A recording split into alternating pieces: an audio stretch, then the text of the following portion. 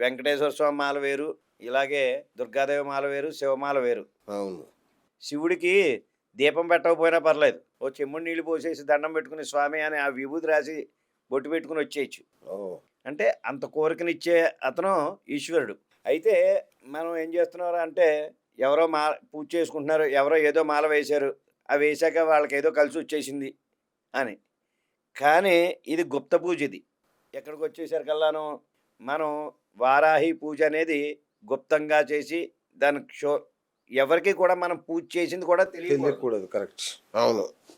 అయితే దాన్నేం చేస్తున్నారయ్యా అంటే ఇప్పుడు బజార్‌లో మనం వినాయక చవితి చేసినట్టు అయిపోతుంది దాని పని కూడా. అవునండి. అవును. అయితే ఎవరినైనా కొలవచ్చు కానీ ఇటువంటి దేవీ దేవతలను కొలిచేటప్పుడు ఉగ్రదేవతల్ని. ఉగ్రదేవతల్ని మనం ఒళ్ళు దగ్గర పెట్టుకుని పూజ చేసుకోవాలి. చేసుకోవద్దని ఎవరిని అంటలేదు. అదేలేండి. జాగ్రత్త. అయితే జాగ్రత్త బాగా వహించాలి. మనం ఈశ్వరుడి దగ్గరికెళ్ళి ఓ చెంబుడు నీళ్ళు ఇచ్చి స్వామి నువ్వే అంటే ఓకే అండి. నువ్వు ఏ తప్పు చేసినా ఏం చేసినా ఏమి అనవు. అదే విధంగా ఈవిడికి అలా కాదు. ఎందుకంటే కాశీలో కూడా వారాహి అమ్మవారు పుట్టింది అక్కడ. క్షేత్రపాలకురాలు కదా అక్కడ. ఆవిడే.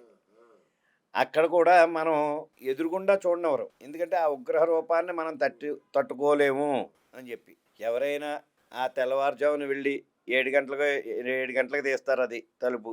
తీసినప్పుడు వెళ్ళి దర్శనం చేసుకుని పైనుంచి దర్శనం చేసుకుని వచ్చేయడమే తప్ప లోపలికి వెళ్ళి గుళ్ళోకి వెళ్ళి దర్శనం చేసుకునేంత ఇది ఎవరికీ లేదు.